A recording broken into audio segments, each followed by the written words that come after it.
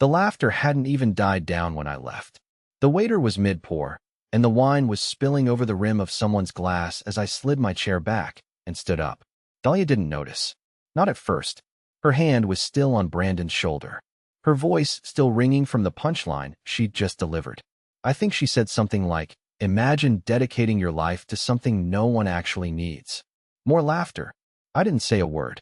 I didn't slam the chair. I didn't demand silence. I just turned around and left, quietly, politely, like someone excusing himself to the bathroom. The elevator took 12 seconds to arrive. I counted. 12 seconds where my reflection in the chrome doors stared back at me like a stranger. Collar uneven. A tiny thread sticking out from my left cuff. I'd worn my best shirt. Ironed it twice. Polished my shoes even though no one at that party looked down long enough to notice. When the elevator dinged, I stepped inside. When the doors closed, I didn't cry. I didn't scream. I didn't even breathe. But in my head, I replayed it. The joke. Her smirk. Brandon's obnoxious chuckle. The way her colleagues tilted their heads back and slapped the table like they'd just heard the cleverest thing in the world. They were laughing at me. And she let them. No, worse. She led them. 37 minutes earlier, she had called me the most supportive partner ever, while clinking champagne glasses with her boss. 37 minutes. That's how fast loyalty expired. She never thought I'd walk out. She underestimated me. Everyone always does. I expected her to follow me. I expected heels clacking down the hall. Maybe even an apologetic, "Wait, Elle, I didn't mean it like that," or some panicked, half-whispered excuse about how it was just office humor, just a joke, just her way of fitting in with people who wouldn't otherwise take her seriously. But she didn't. Not during the elevator ride. Not in the lobby. Not even when I stepped out into the frigid night air and realized I'd left my coat on the back of her chair. I stood outside the building, watching my breath form little clouds in the December air. Inside, through the floor-to-ceiling windows of the rooftop, the party pulsed on. Music, lights, laughter. Dahlia was still up there somewhere, probably explaining my sudden disappearance as one of his moody spells. That's what she called them lately. Spells. As if I were cursed. As if I just needed to snap out of it. She never said it when we were alone. Only in front of others. That's when the words changed. That's when I became her quirky project, instead of her partner. I walked. No destination. No coat. No music in my ears. Just the sound of New York breathing around me. Sirens, strangers' voices, the occasional cab splashing through a puddle. I didn't want to think about what just happened, so I focused on little things. A loose shoelace. A crooked parking sign.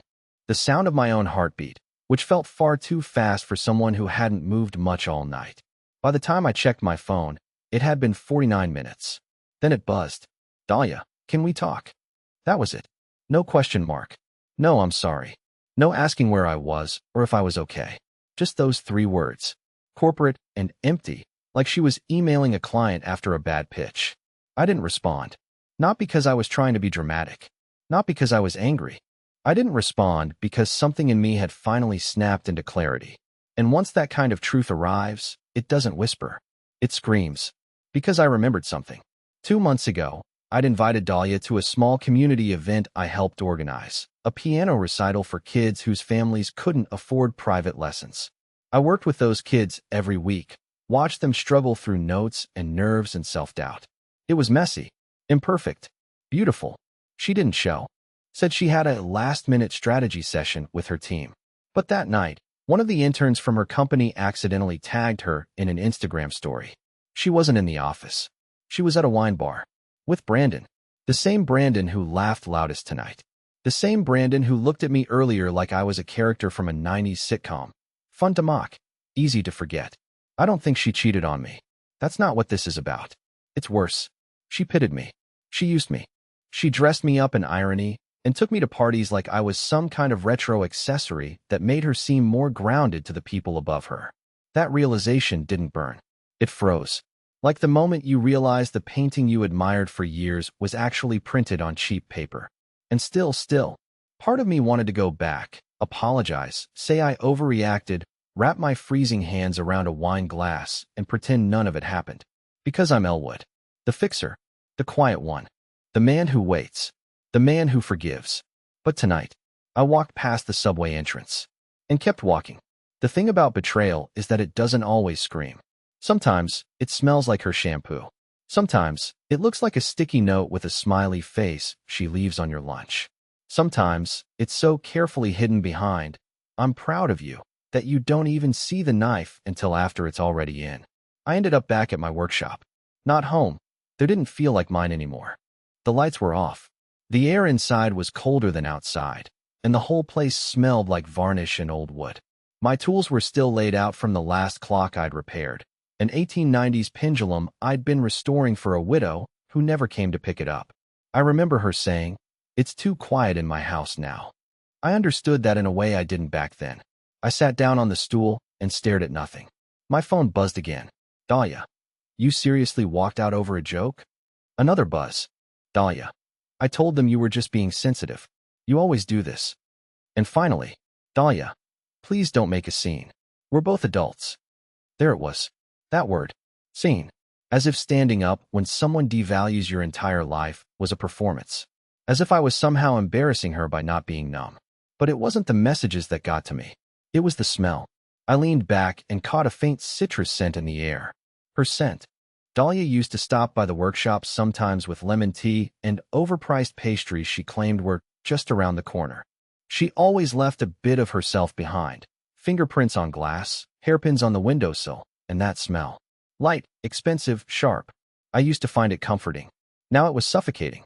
I stood up and walked toward the back room. That's when I saw it, her scarf, folded neatly on my chair. She hadn't been in here for over a week, but the scarf was fresh. The crease still sharp. She must have stopped by the day before. Why? Curious, I checked the shelf where I kept my register book, the one where I logged every repair, every invoice, every custom request. It was slightly ajar. That book was private. Not locked, but private. I had names in there. Addresses. Even notes about some clients who wanted anonymity for personal reasons. Celebrities. Widows. Recluses. And one name stood out, underlined twice. Brandon Thatcher. Clock. Swiss regulator, broken pendulum. Drop-off date, TBD. Requested full restoration. Said it's a gift. I hadn't remembered writing that. And I certainly hadn't spoken to Brandon. I opened my laptop. Checked my emails. Nothing. Checked my physical inbox under the desk. No request forms. Which meant, she wrote it. Dahlia. But why? I stared at the name like it was written in another language. What would she be doing, scheduling a restoration job in his name? And calling it a gift? For who? A sick feeling crept in. That cold, metallic taste of your gut tightening before your brain catches up. I looked at the note again. Gift. Had she been using me to prepare a gift for him? My stomach turned. I sat back down, because that meant she wasn't just mocking me last night. She'd been using my time, my hands, my craft, to impress another man. And I, Elwood, the idiot with calloused fingers and too many clocks, had been helping her do it. I didn't cry, but something inside me shifted. Not like a break, more like a click, like a gear finally falling into place. Sleep never came. The more I tried to close my eyes, the louder everything became inside my head. Dahlia's laughter, Brandon's smug chuckle, the clink of crystal glasses against empty validation. I sat in that workshop until the sky bled into gray, and the shadows shifted across the walls like they were judging me for staying so still. Something was wrong. Not just emotionally wrong, physically off. I could feel it. The way a craftsman knows when a cog is slightly out of place, when a spring is wound a quarter turn too tight. I stood up and walked toward the cabinet where I kept my most valuable pieces. Not the ones for sale, the ones I considered too meaningful to part with. Each clock had a name, a story, a soul. But one was missing. A 1926 Morbier wall clock. Deep mahogany casing. A brass face that shimmered even in the dark, and an intricate double chime that was tuned so precisely I refused to let anyone else touch it. I never sold it. Never displayed it. It was my late grandfather's. My inheritance. My compass. And it was gone. My pulse hit my ears. I opened every drawer, every shelf, every toolkit. Nothing. I ran to the back storage room. Tore through the blanket-covered pieces I hadn't restored yet. Empty. Gone. Vanished. The last time I remembered seeing it was a week ago, after Dahlia stopped by with a new lipstick and a forced smile. She said she had 10 minutes, needed to charge her phone, and sat quietly while I rewound the Morbier and told her again, for the third time, that I'd never sell it.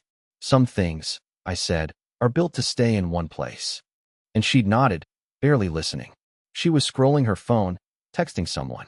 Probably him. I paced the floor. Who would have taken it? No break-in.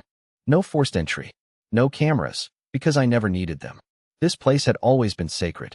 Untouched. Unless. I opened my laptop again.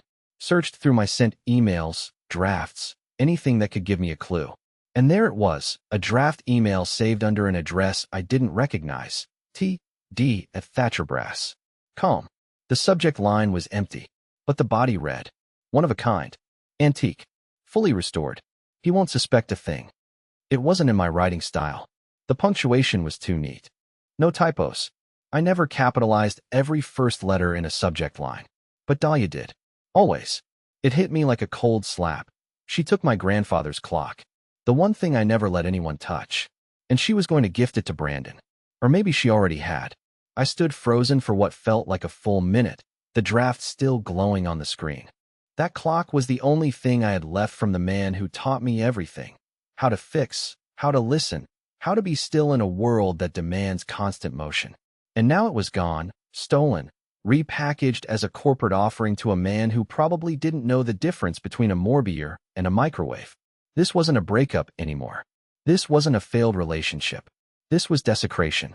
And the worst part? She knew exactly what it meant to me. She knew. And she took it anyway. That's when I decided I wasn't going to text her.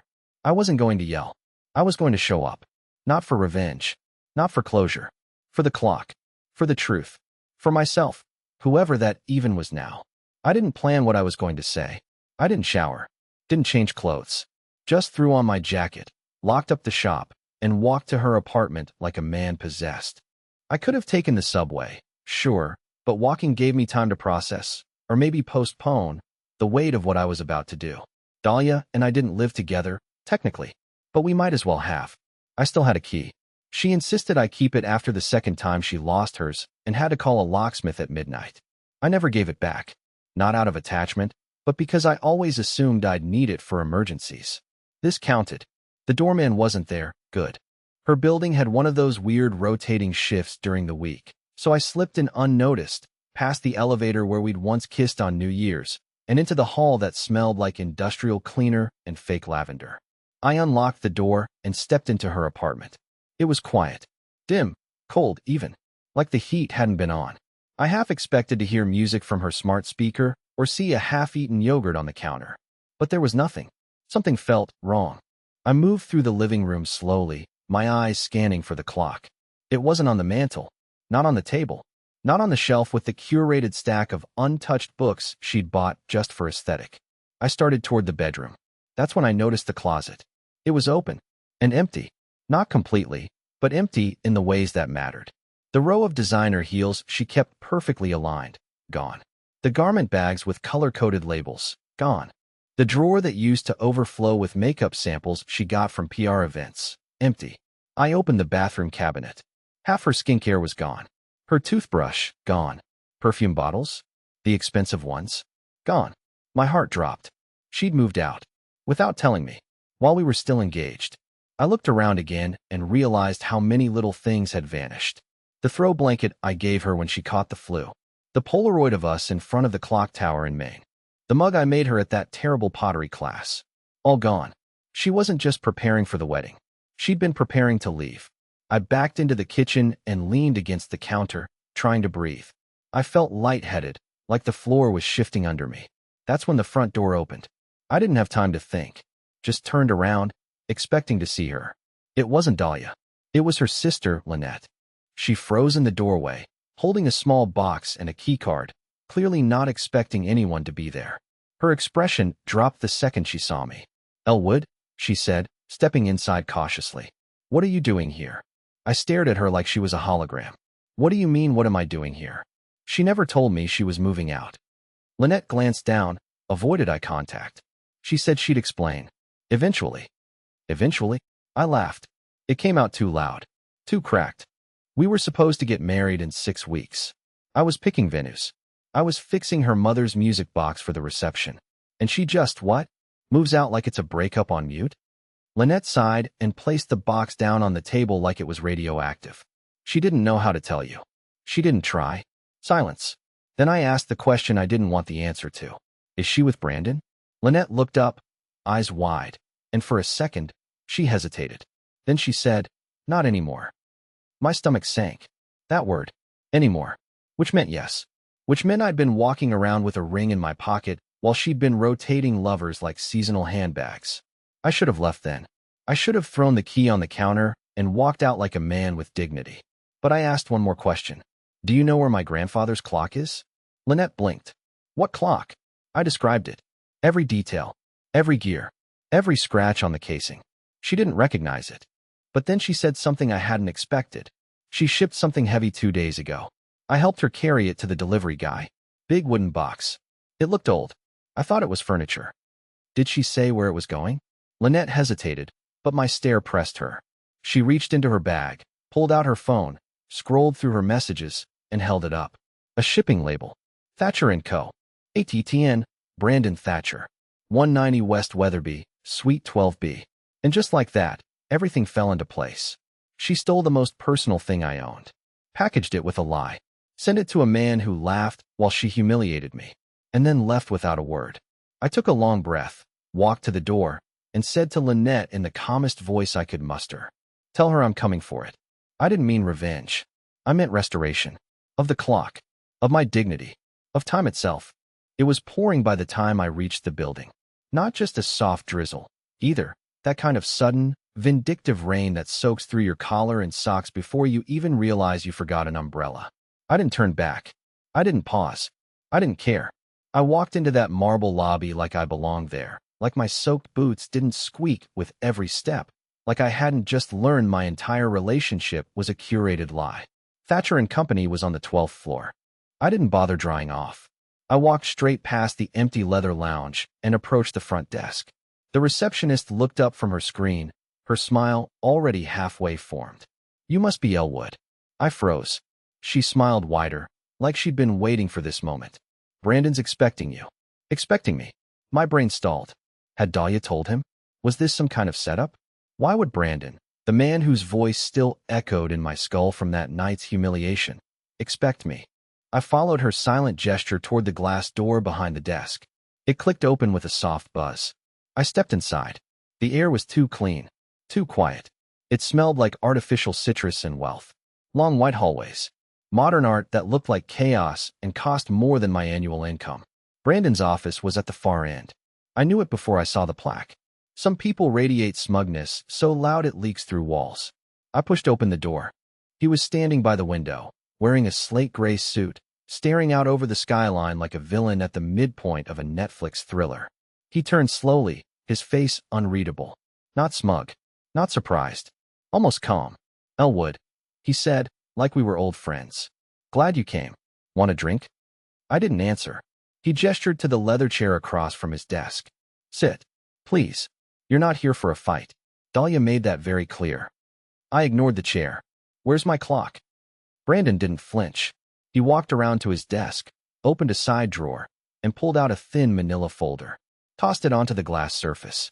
I didn't know it was yours. I stepped closer. You don't know anything about clocks. No, he admitted. But I know Dahlia. She said it was a wedding gift. A family heirloom from her side. She made a whole story. Said it reminded her of her grandfather's summer cabin in Vermont.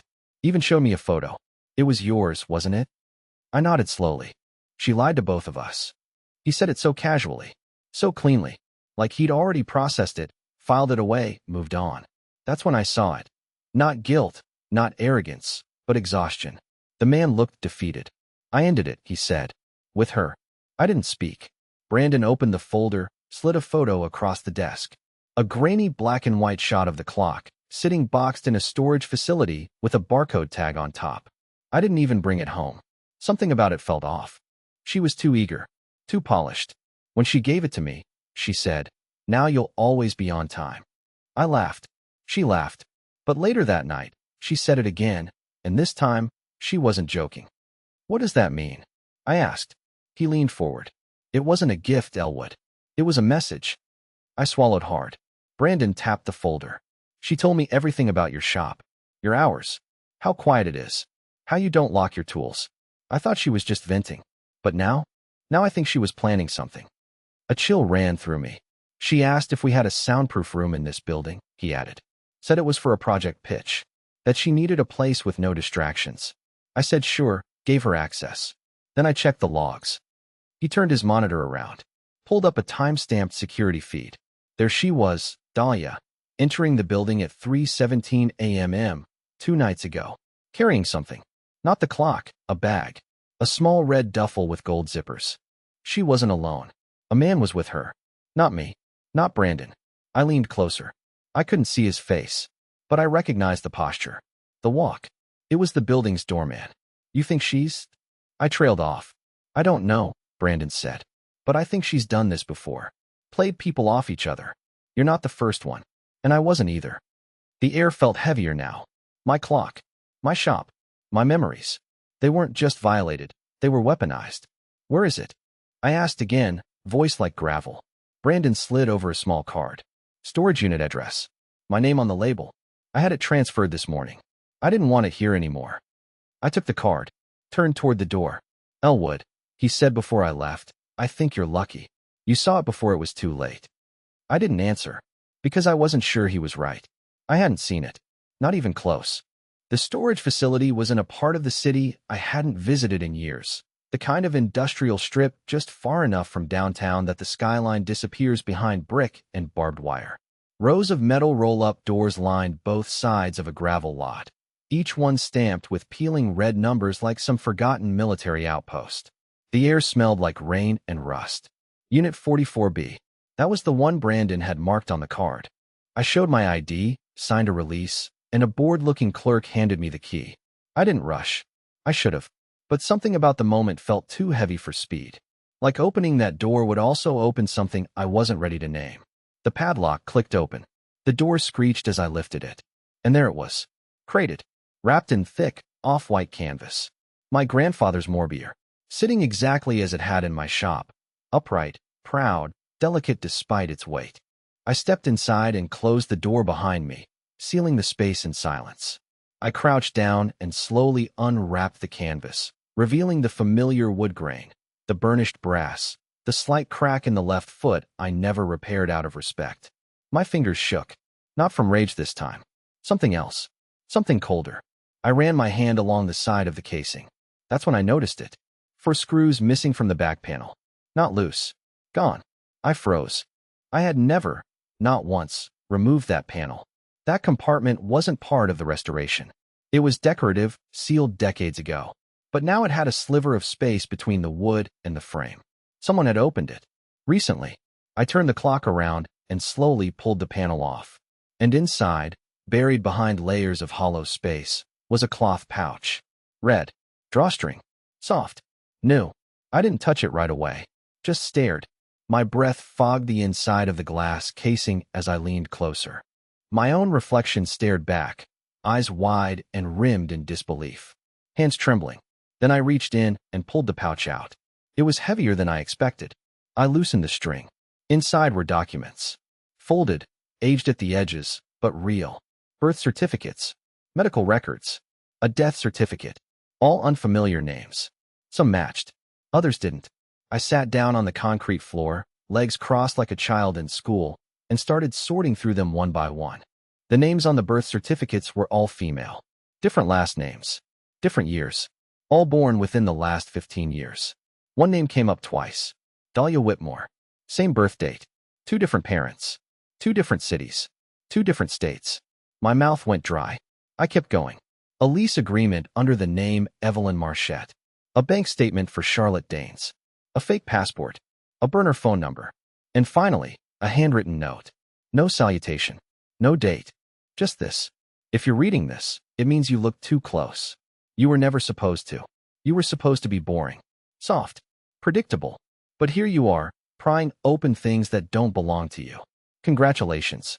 Now you know. But you still don't understand. I read it twice. 3 times. Each time it hit harder. This wasn't just betrayal. This wasn't just emotional cruelty. This was fabrication. Constructed identity. Lies so deep-rooted they didn't have edges anymore. She hadn't just played me. She wasn't real. And suddenly, memories started warping. Conversations we had that didn't add up. Moments where she changed details about her family. Her father died of cancer. No, stroke. Wait, didn't she say he was still alive in Maine? I used to chalk it up to stress. Or maybe my bad memory. But now I knew. She wasn't confused. She was covering. This wasn't some tangled love triangle. It was a performance. And I was just one scene. I packed everything back into the pouch, resealed the clock, and sat in the darkness of the storage unit, heart pounding. I wasn't angry anymore. I was terrified. Terrified of who she was. Of how close I had let her get. Of what would have happened if I hadn't walked out of that rooftop party. And yet, I still missed her. That's the worst part. Some part of me, small and stupid and loyal to a ghost, still wanted to believe that some version of her had loved me. But love doesn't require aliases. Love doesn't need storage units and secret compartments and notes written like threats. I stood up, closed the crate, locked it tight. Then I pulled out my phone. No missed calls, but one message. From an unknown number. You're going to regret this, Elwood. You should have stayed in your lane. No name. No sign-off. Just that. And a location pin. She was waiting for me.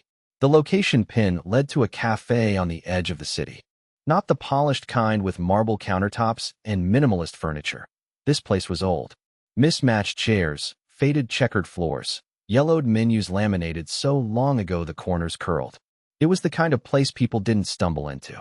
You had to know it was there. She was sitting by the window. Alone. No disguise. No wig. No man on her arm. Just Dahlia. Or whoever she really was. She looked up as I walked in. No shock. No smirk. Just a small, tired smile. The kind people give at funerals, when the grief's already dried and all that's left is memory. I sat down across from her. No hug. No handshake. No preamble. Who are you? She didn't flinch. She didn't pretend not to understand. I don't have a real answer for that, she said. Not one you'd believe. I placed the red pouch on the table. She didn't reach for it. I found everything. I know, she said. I wanted you to. That made me pause. What? She leaned forward, eyes clearer than I'd ever seen them. You were the only person who didn't want anything from me. You didn't try to fix me, or use me, or compete with me. You just existed. Softly, kindly. And I knew it couldn't last. Not with who I am. I shook my head slowly. Then why take the clock? Why lie about the gift? Why humiliate me? She winced. Because I was scared. And when people like me get scared, we sabotage the only good thing in the room. I didn't say anything. Let the silence settle. Then she added, I never meant to fall in love with you.